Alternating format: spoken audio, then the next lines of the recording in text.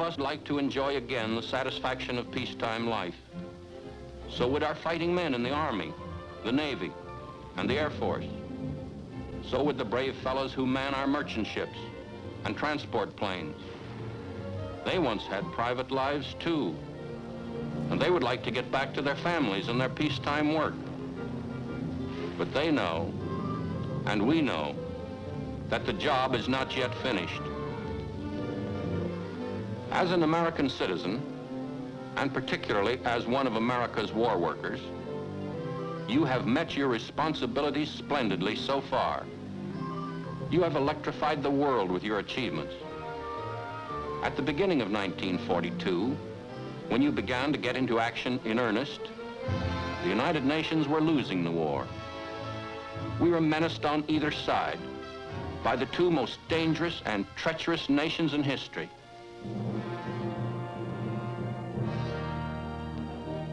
The turning point came one morning long before daybreak, not far from the Egyptian border. Until the Battle of El Alamein, we had had practically nothing but bad news. Rommel was poised to strike at Egypt and the Near East. Had he succeeded, Suez would have been lost, and the Nazi armies might well have overrun all the Near and Middle East. But on October 22nd, 1942, General Montgomery and his immortal 8th Army had accumulated all the munitions and supplies and equipment needed for their great African campaign, and were ready to go on the offensive. At 0 hour, on that famous day, the United Nations revealed their aggressive power for the first time. Fire! Fire!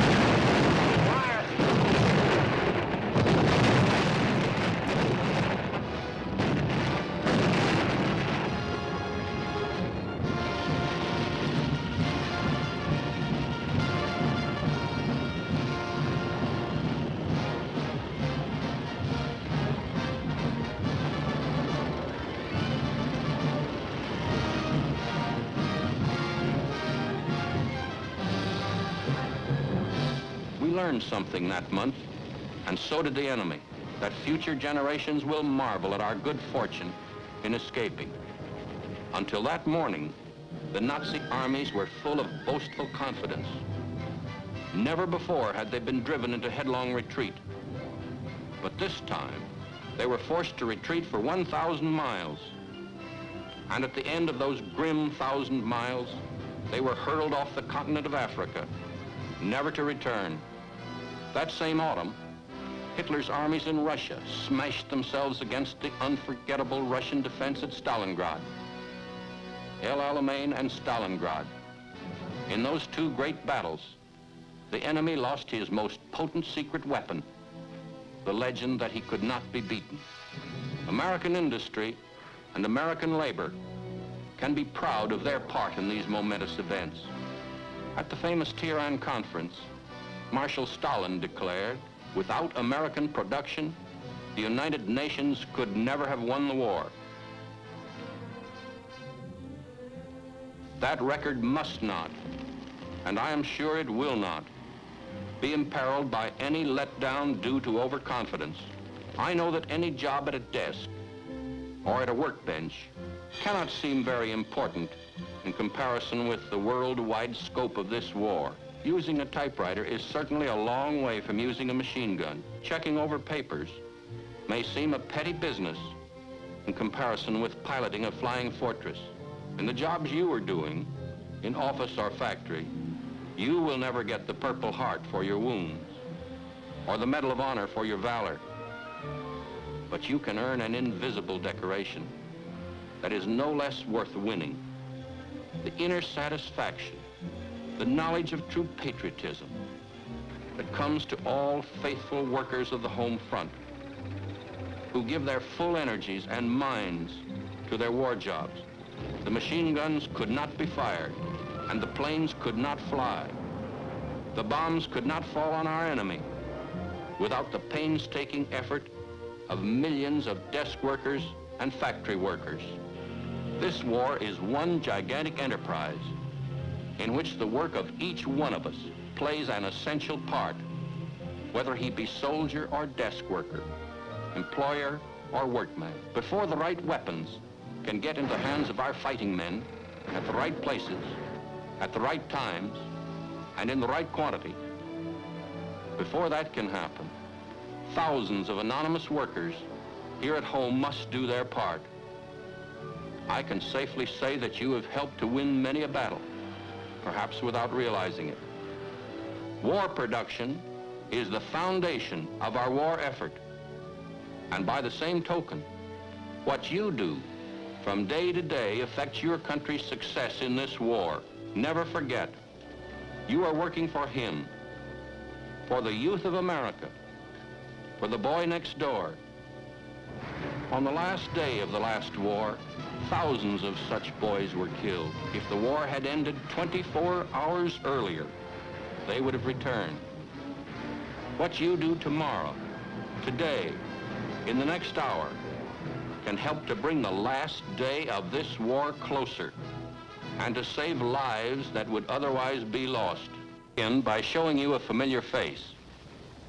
Perhaps you cannot call him by name, but you know him well enough. He is the youth of America, your boy, the boy next door. But he's grown up now. He has the maturity which comes to a man when he goes out to fight for his people and to face death for his country. He's the primary reason for your work and my work in this war. We have a silent understanding with him. He is out there fighting to protect us, and we on our part are working to provide protection for him. Perhaps at this very moment, he is on a destroyer, cutting its way through the North Atlantic. Perhaps he is slogging through some treacherous jungle of the South Pacific. Or perhaps he is fighting his way through the fortified Nazi lines in Europe. Wherever he is keeping faith with his country and with the great fighting tradition of American manhood. For us and all who will come after us, that fighting man is doing the hard and dangerous job that has to be done to preserve freedom against the enemies of mankind. On him depends every plan that we make for the future, every hope that we have for ourselves and for our country. He will fight until his job is finished, to the day of final victory. And until his job is finished, we on this side of the water must carry on with our war jobs. Every bit of energy, determination, and endurance we have must be thrown into the fight to back him up. The first fascist, the weakest Axis partner, is gone. There is still Germany. There is still Japan. They don't consider themselves beaten. Following Pearl Harbor, Japan extended her empire with startling swiftness over the Far East, Burma, Java, Indochina. Now the Japanese dominate a subject population of 385 million. Hard-working, cheap labor that can be used in war production. Although the Japanese have suffered severe losses in aircraft, they have more first-line planes now than when they attacked at Pearl Harbor. She has spun around herself a web of powerful bases and major strongholds. Every base is supported by the others. This is what is meant by interlocking bases and interior lines of supply. At any one point we attack, we come up against the whole system. So far, we have only dented these defenses. This system is defended to the death. The task of destroying these fanatical warriors was not easy. It has just begun. The destruction of Germany is further along, but make no mistake, that army today is still a powerful fighting machine, well-equipped, highly trained, battle-hardened. Germany has 3 times the combat divisions it had at the beginning of the war. Each division comprises 15,000 men. Today, there are some 300 divisions. You have heard how the Germans lost about 25 divisions at Stalingrad, Tunisia, and Sicily, and more on the Dnieper and the Crimean front. Army intelligence reports that the Germans have meanwhile created or reformed 60 new divisions. Each of these divisions was given more and better weapons than the divisions destroyed. All this equipment was produced by increasing the number of war workers 50%, largely imported foreign labor. This does not include the millions in conquered countries who have to work, like it or not, for their Nazi master. Germany today is better fed than she was in 1918. Heavy workers and soldiers actually eat better today than at the start of the war. The natural wealth of Europe is being looted.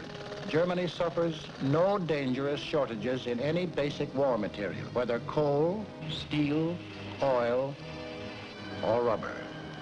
With Nazi ruthlessness and German thoroughness, Europe has been made into an arsenal of fascism. The enemy is exploiting to the limit the most densely industrialized continent in the world.